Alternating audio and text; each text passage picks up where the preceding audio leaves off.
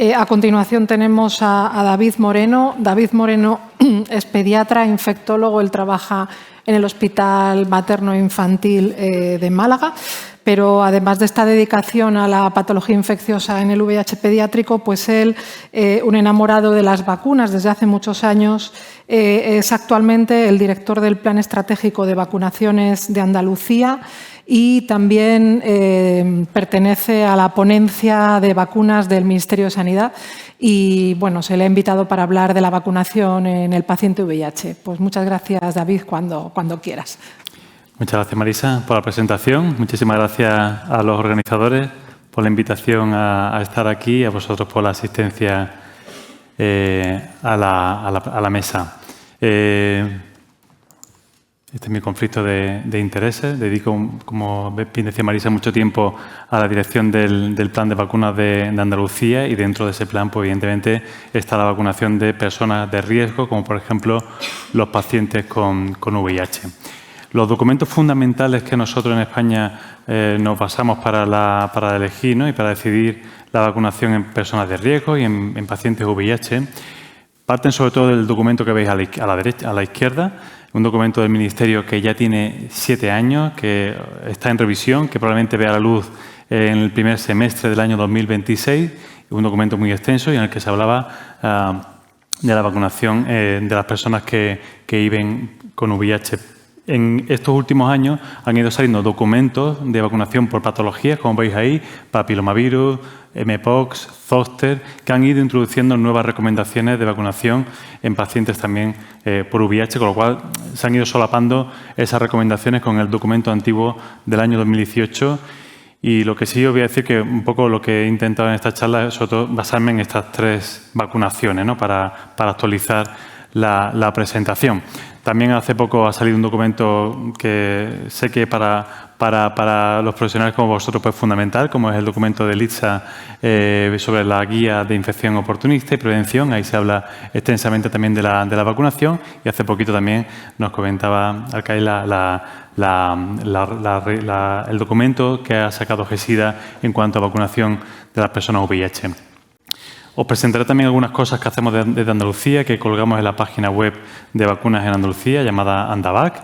Creo que es una zona esta de la de personas con patología de riesgo que puede ser útil también para profesionales o pacientes que no viven en Andalucía, porque se habla de recomendaciones que son similares o idénticas a las que se hacen en el resto de comunidades. Y dentro de esos grupos de patologías, pues también hemos introducido el VIH.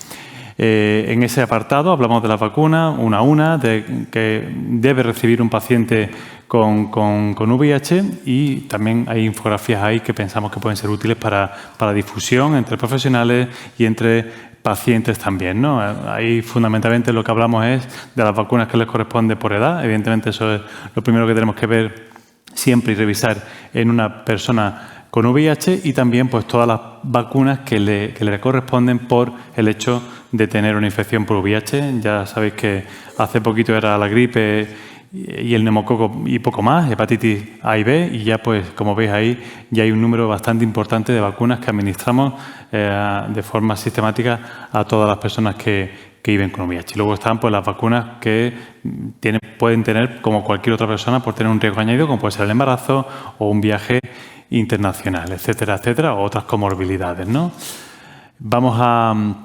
Ahí tenéis las vacunas. Y luego, empezando un poco también por esta parte, que también evidentemente es importante y que hay que saber también traducir, ¿no?, es las contraindicaciones, ¿no?, que hay para ciertas vacunas. Ya sabéis que todas esas vacunas vivas que veis ahí, que conocemos todos, como triple vírica, varicela, fiebre amarilla, la tifoidea oral, están contraindicadas en pacientes VIH que tienen menos de 200 CD4. Hay que hacer evidentemente la conversión al número de CD4 cuando hablamos de población pediátrica. Y luego hay una que deja un poco así, que no sabe uno por qué, ¿no? Es la gripe intranasal, que se puede poner en personas inmunodeprimidas pero que están inmunocompetentes, como por ejemplo un paciente VIH que esté bien. En principio se podría poner, pero se contraindica por aquello de que hay otras opciones de alguna antigripal inactivada, ¿no? Y luego con viruela, no confundir esta vacuna con viruela del mono con las que usamos nosotros a día de hoy, como es la Jynneos o la Imvanex. Esta vacuna es una vacuna viva replicante Y esa sí que está contraindicada en todos los pacientes VIH y, como decíamos, también porque existe una alternativa, ¿no? Basándonos en VPH, está indicada en adultos que tienen ciertas patologías de riesgo, entre ellas la infección por VIH. Aquí tenemos una infografía que hemos consensuado, que hemos difundido con el resto de sociedades científicas que tienen algo que ver con el VIH aquí en Andalucía, para que quede claro que la pauta en estos pacientes siempre es de 3 dosis, 0, 2, 6 y con la vacuna Gardasil 9, que es la que estamos usando a día de hoy.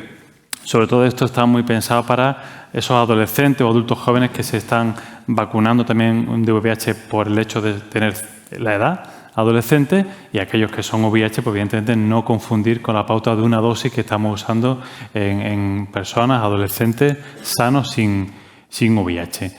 No hace falta que recalque mucho la importancia del papiloma en las personas VIH, lo sabéis perfectamente, todo es negativo, la infección es más frecuente, más persistente, da patología oncológica de forma más frecuente que en personas que no tienen VIH, los genotipos suelen ser los más oncogénicos, las reinfecciones, las coinfecciones, siempre todo va en contra del paciente con VIH y evidentemente al final todo esto acaba en mayor progresión y mayor posibilidades de hacer un cáncer que, como sabéis, pues a todos los niveles, tanto genital, anal, oral, siempre es mucho más frecuente el cáncer en personas con VIH que las personas que no tienen VIH. Además, son cánceres de cierta agresividad y de cierta rapidez, ¿no?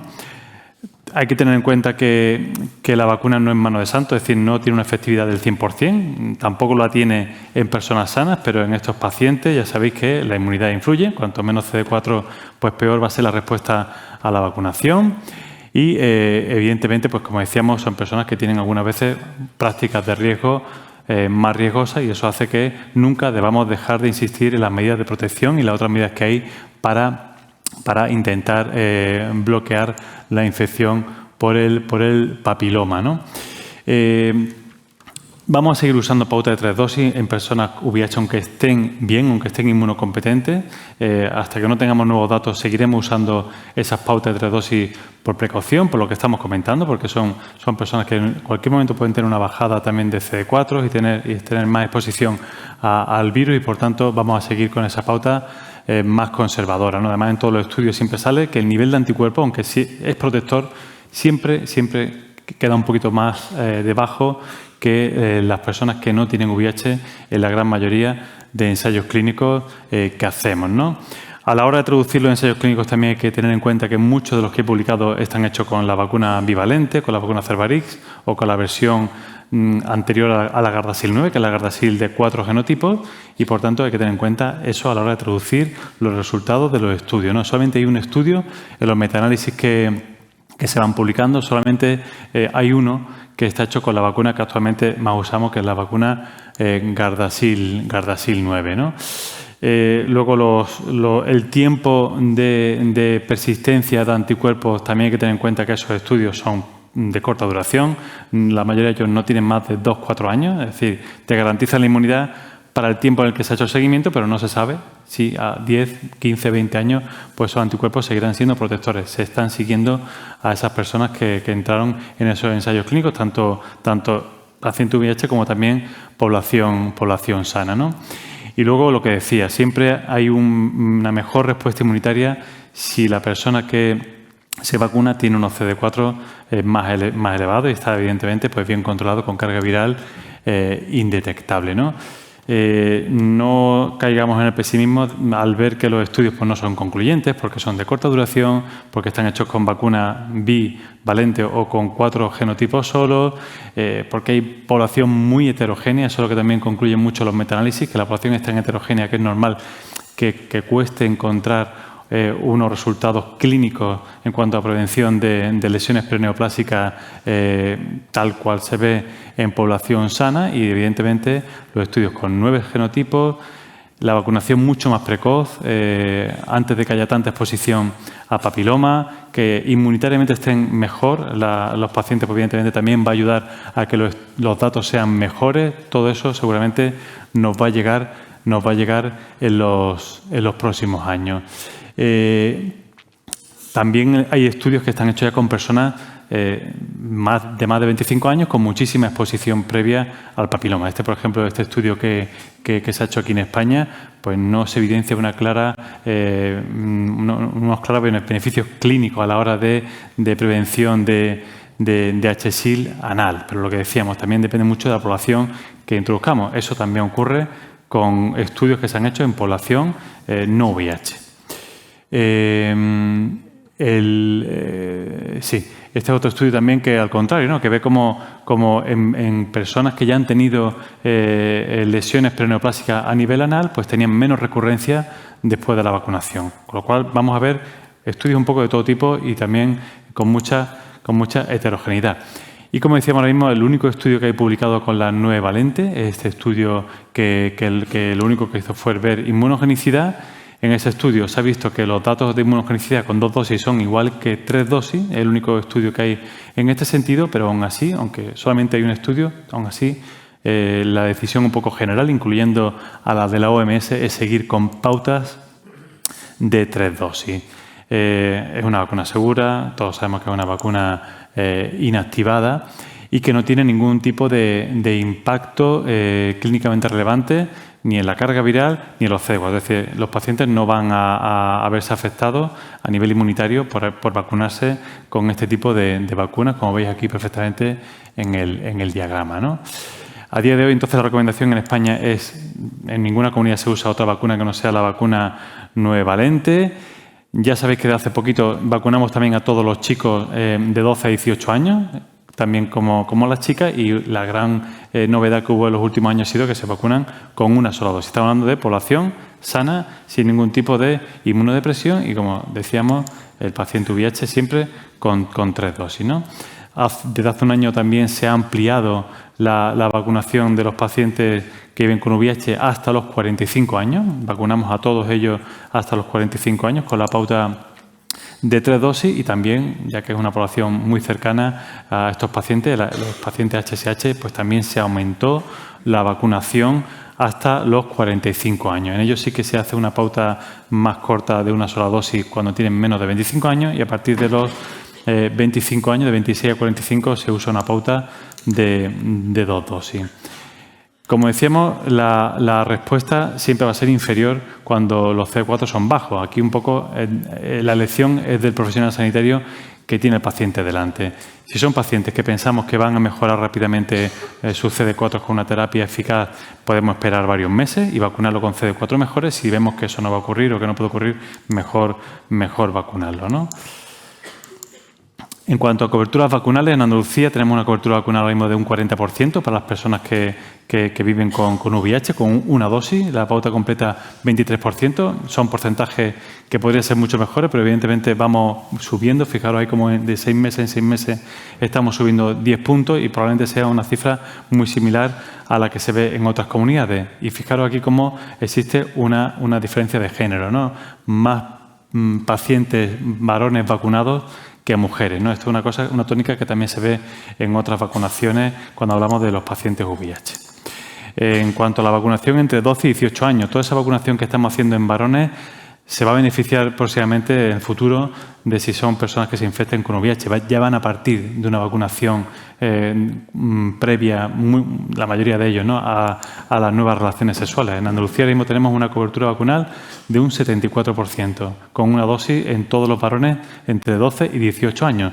Nos cuesta un poquito más la vacunación en los varones que son un poquito más mayores, entre 16 y 18 años, pero estamos mejorando progresivamente y, lo dicho, seguramente serán porcentajes muy parecidos a lo que vemos en otras comunidades. Vamos a hablar ahora de Zoster. Zoster, ya sabéis que estamos vacunando de forma sistemática de hace ya varios años a todos los adultos por encima de 65 años, depende de la comunidad, más cohortes o menos cohortes. Aquí en Andalucía estamos vacunando a los de 65 y 66 años, ¿no? Es la edad justo en la cual empieza a subir de forma natural el zóster a mayor edad, mayor riesgo de que haya zóster, y aparte de eso, pues estamos vacunando de zóster a una serie de adultos por encima de 18 años que tienen ciertas patologías con inmunodepresión, entre ellas, como sabéis, el paciente con VIH. Además, de forma independiente al número de CD4. Es una vacuna inactivada que no tiene en principio ningún tipo de problema para pacientes que tengan niveles de CD4 bajos. Además, es una vacuna adjuvada, que tiene una respuesta inmunitaria bastante potente en este tipo de pacientes, mejor que otras vacunaciones no adjuvadas que usamos, ¿no?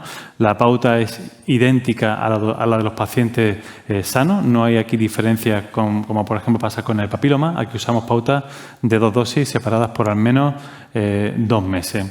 Y pasa exactamente igual que con el VPH. Si nosotros tenemos un paciente con CD4 bajo, pero pensamos que va a subir de forma rápida con un tratamiento antirretroviral eficaz, esperamos 2-3 meses, es un poco la recomendación que hay a día de hoy, para vacunar al paciente con mejor CD4 y una mejor respuesta inmunitaria que seguramente le va a venir muy bien también a largo plazo, y si vemos que aquello no va a ocurrir, pues mejor vacunarles para prevenir aparición de zóster, ¿no? La respuesta no va a ser igual, pero mejor tenerle vacunado que no vacunado. Los pacientes VIH tienen un riesgo de 10-20 veces más riesgo de padecer zóster que la población sin VIH de la misma edad, y aunque estén inmunocompetentes con un tratamiento antirretroviral, siguen teniendo también más riesgo que la población general. Con esta vacuna hay menos estudios y menos tiempo de seguimiento que como ocurre, por ejemplo, con la vacuna del papiloma. Es decir, los estudios seguramente van a ir llegando específicos para el VIH en los próximos años, aunque ya hay ensayos en marcha, como este que veis aquí, que lo único que hace es pues, describir cómo se va a hacer el ensayo clínico, y sí que hay algunos datos ya de efectividad en vida real, porque es una vacuna que en algunos países sí que llevan ya varios años usándose, y se seleccionan pues, poblaciones VIH para ya extraer datos, ¿no? La efectividad calculada está en torno a un 60% en la mayoría de estudios que se van publicando. Tenemos este estudio, por ejemplo, pequeñito, que se ha publicado hace poco, no es un ensayo clínico, sino un estudio observacional en el cual se ve cómo las pacientes VIH que se vacunan con zóster pues tienen menos recurrencias, menos apariciones de zóster recidivante y menos neuralgia posherpética que los que no se vacunaron. Y este es un estudio, la verdad, que me gusta mucho, porque son los beneficios adicionales que se están viendo con la vacuna de zóster. Se ha visto con población sana, que tienen menos riesgo de demencia. Imagino que lo habréis visto en el último año porque salió incluso en medios de comunicación generalistas, pero este estudio que se ha publicado hace poquito, todavía no está publicado en revista, pero sí que se publicó en el IDWeek. En este estudio con más de 3.000 adultos por encima de 50 años con VIH, el cual más o menos pues menos del 50%, el 50% estaba vacunado y el 50% no había recibido ninguna vacuna para el zóster, con un seguimiento de unos 3 años, con algunos pacientes incluso más, hasta 7, se ha visto que tienen menos riesgo de accidente cerebrovascular y otros ítems, como por ejemplo la mortalidad o la demencia. Es decir, son factores añadidos que se van viendo a la vacunación y que seguramente se deben a el carácter inflamatorio, ¿no? o inmunomediado que puede producir el zóster dentro de cualquier persona, y evidentemente en un paciente VIH pues incluso más, ¿no? Es una vacuna adjuvada, pero se ha visto que no tiene una reactogenicidad diferente en este tipo de población que si lo comparamos con la población que no tiene VIH.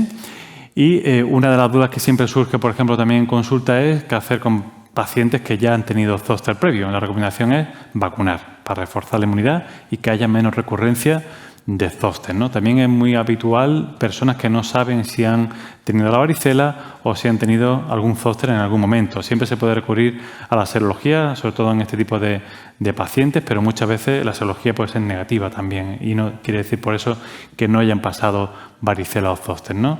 En este tipo de casos, si el paciente está inmunocompetente, se recomienda empezar con varicela, la pauta, y luego seguir con zóster. Y si son pacientes inmunodeprimidos, evidentemente la varicela está contraindicada y se usará la vacuna de zóster directamente. Coberturas vacunales, también yo creo que datos muy similares a otras comunidades. En Andalucía estamos ya en un 42%. Si os fijáis, muy parecido a lo que tenemos con papiloma. Parece que van un poco de la mano. Ambas vacunas también tienen un tiempo parecido, ¿no? de instauración en este tipo de de paciente, ¿no? Y también vemos, como veis ahí, una diferencia de género de aproximadamente unos 10 puntos, cosa que no ocurre con otras indicaciones, con otras enfermedades, con otras patologías que se están vacunando de zóster. Solamente lo vemos, esa diferencia de género en pacientes VIH.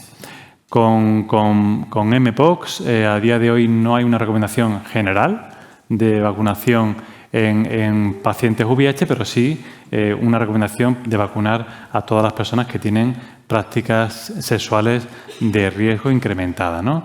También está indicada la vacunación en profesionales sanitarios que trabajan directamente con este tipo de pacientes, ¿vale? Eso cuando hablamos de profilaxis preexposición.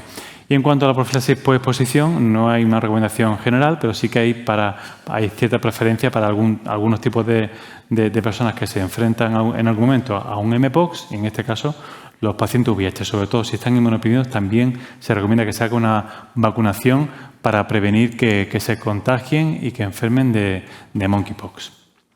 También vamos teniendo datos para ser solamente 2-3 años los que llevamos vacunando con mpox, ya tenemos algunos datos de efectividad de la vacuna en pacientes VIH. Como veis ahí, la efectividad está en torno a un 70%, es algo inferior a la población general, pero un porcentaje bastante elevado. Y si esos pacientes VIH están inmunitariamente bien, esa efectividad sube a un 86%, es decir, exactamente igual que la que se observa en población sana. Ya para terminar, un par de pinceladas con la vacuna neumocócica. Ya sabéis que muchas comunidades están vacunando con la vacuna 20 valente, que además viene dentro de poco una vacuna 21 valente. Ya estamos con vacunas que están desplazando e incluso quitando de las neveras la clásica vacuna de 23 polisacáridos, la vacuna 23 valente, y a día de hoy, pues, en pacientes que se vacunen con 20 o con 21 valentes, no se seguirá haciendo una vacunación con la 23 valente. A día de hoy, la única recomendación de 23 valente es si la vacunación previa se hace con 13 o con la 15, ¿no? Otra duda siempre es qué hacer con pacientes que ya se han vacunado con 13 valente o con 23 valente, si se debe esperar. Según la guía americana, los pacientes que se hayan vacunado con 20 o con 21 se recomienda un intervalo de 5 años para vacunar con las nuevas... Perdón, me estoy liando. Pacientes que han recibido 23 valentes deben esperar al menos 5 años para vacunarse con la 20 o con la 21, pero a día de hoy, en general, en Europa, he visto que las guías de GESIDA también hacen un intervalo mucho más corto. En general, se recomiendan intervalos de 1 año, habitualmente solamente para vacunarles con vacunas conjugadas. Así lo hacemos en Andalucía y así se está haciendo en general en las comunidades, ¿no? Hay un estudio ya publicado con la 21 valente en pacientes VIH, este ensayo que veis aquí, en el que se vio una inmunogenicidad pues equiparable a los pacientes que se vacunan con otro tipo de vacunas conjugadas o con vacuna conjugada más la vacuna 23 valente, una vacuna que tiene un buen perfil inmunitario para las personas con VIH, y también otra vacuna que ya está llegando y que seguramente vamos a ir incorporando a las comunidades para personas de riesgo, como por ejemplo personas mayores con infección por VIH, es la vacuna de VRS, para la cual ya existen algunos datos de efectividad para la prevención de neumonía, de hospitalización por VRS. Habitualmente son pacientes mayores de más de 60-70 años y hay en general buenos datos con pacientes inmunodeprimidos. Hay poquitos pacientes VIH incluidos en los estudios que se han ido haciendo, pero en general en el inmunodeprimido existe una buena respuesta inmunitaria para esta vacuna. Ya como mensajes finales, con papiloma quería resaltar la pauta de 3 dosis con la vacuna 9 valente que estamos usando en todas las comunidades, que aunque la inmunidad no sea exactamente igual que la que se genera en población sana, aunque no tengamos claro todavía qué potencial tiene de efectividad clínica, sobre todo cuando vacunamos a adultos ya con cierta edad o que han tenido ya contactos previos con papiloma, debido a la altísima carga de la infección y de la patología oncológica que produce, la recomendación unánime es vacunar con papiloma a todos estos pacientes menores de 45 años. Con zóster la pauta es igual que la de las personas sanas, pauta de 2 dosis a cualquier paciente VIH que tenga más de 18 años. Aquí no hay límite de edad por arriba, sino que todos los pacientes con más de 18 años que se vacunen, y da igual si han pasado alguna vez el zóster, se vacunan todos ellos. Una serie de barreras que podemos analizar, y si queréis podemos comentar ahora en el diálogo, ¿no? ¿Por qué no se consiguen buenas coberturas? Quizás esos circuitos en este tipo de personas con este tipo de infección, con los estigmas que ya sabéis que tienen, pues muchas veces cuesta que se vacunen en primaria, y se establecen pues ciertos embudos asistenciales en las consultas de medicina preventiva para vacunar a todos esos pacientes. Quizás pues puede haber cierto rechazo, ¿no? Cuando son tantas vacunas las que hay que ponerse en estos pacientes, pues a lo mejor puede haber también cierto rechazo en estos pacientes. Y creo que un poco la clave al final está también el integrar muy bien y coordinar muy bien esos circuitos que hay a día de hoy entre atención primaria y atención hospitalaria para intentar conseguir mejores coberturas y mucho más rápido de lo que lo estamos haciendo. Ya con esto termino. Muchas gracias.